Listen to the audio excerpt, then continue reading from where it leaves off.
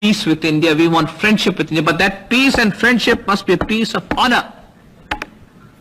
It must be a peace of a self-respecting sovereign state. India must accept that. India must know that peace can only be established on the basis of self-respect and honor, on the basis of our own commitments, on the basis of our own pledges, on the basis of our own promises to the people of Pakistan, to the people of India, to the world at large, and above all to the people of Jammu and Kashmir. Jammu and Kashmir is not an integral part of India. It has never been an integral part of India. Jammu and Kashmir is a disputed territory between India and Pakistan. It is more a part of Pakistan than it can ever be with India, with all her eloquence and with all her extravagance with words. The people of Jammu and Kashmir, sir, are part of people of Pakistan. In blood, in flesh, in life, kith and kin of ours. In culture, in geography, in history, in every way and in every form, irrespective of our size, of our resources. We shall fight to the end. But we shall fight in self-defense. We shall fight for honor. We are not aggressors. We are victims of aggression. It was the duty of the Security Council to pronounce on who is the aggressor and who is the aggressed. It was Pakistan that was the victim of aggression. And I am not referring here to some of the remarks made by countries which have no right to be here. They are not even countries. But I am referring to the great powers. I am referring to all peace-loving countries. I am referring to those who believe in the cause of justice, in the cause of righteousness, in the cause of honor. After all, history is not in vain. Wars have been fought in the past. People have upheld great causes. We believe more than ever before that justice is bound to prevail.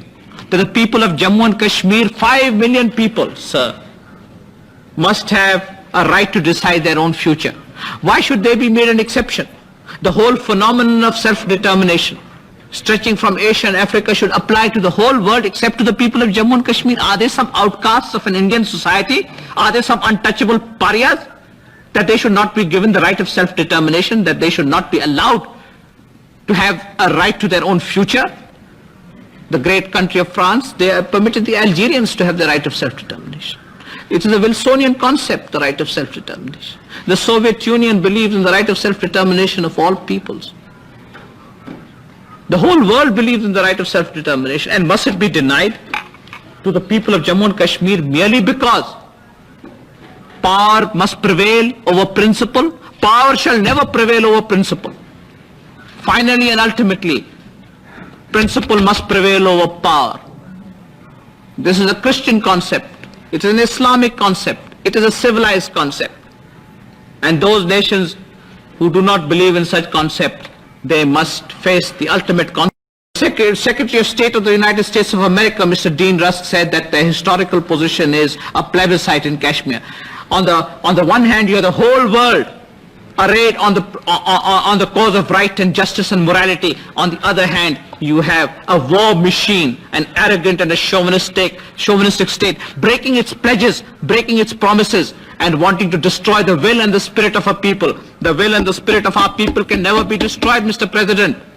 Let me tell you, sir, you can have one ceasefire, you can have another ceasefire, but the 100 million people of Pakistan shall face extermination, rather than to forsake their principles to be negated and destroyed by sheer force and power.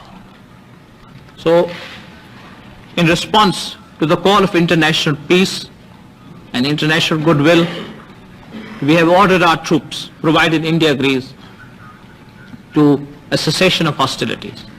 But sir, a cessation of hostilities is not enough. You must now address yourself as the Security Council,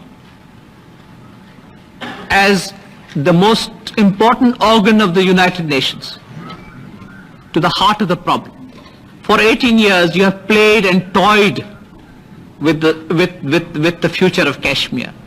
You cannot any longer play and toy and make a plaything out of 5 million people. It is your moral responsibility, that of the Security Council, to address itself to a meaningful and a lasting solution of the problem of Jammu and Kashmir. The Security Council has been seized of this problem for 18 years. We have more documentation, more resolutions on Jammu and Kashmir, the most fundamental problem that faces the world today than any other problem. Is that not ironical? That a conflict which may lead to world conflagration, and the present situation has shown that it is possible for this conflict to lead to world conflagration. With that, the Security Council has shown its lethargy. It has shown its indolence. We have decided that on the one hand we give the United Nations a last opportunity to determine what it can do for a purposeful and a peaceful settlement, a lasting settlement of the problem of Jammu and Kashmir, and we give it a time limit.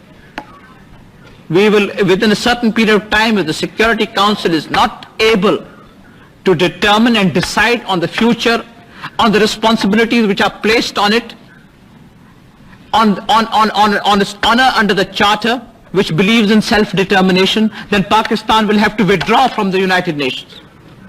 And I am not giving this in the form of an ultimatum. I am saying this as I am honor bound to respect the very purposes of the Charter. Pakistan, in leaving the United Nations, will be fulfilling the Charter of the United Nations. And then, sir, you will have 1/3 or more of the world outside your organ, and you'll have some states which call themselves states as members of the Security Council. I thank you.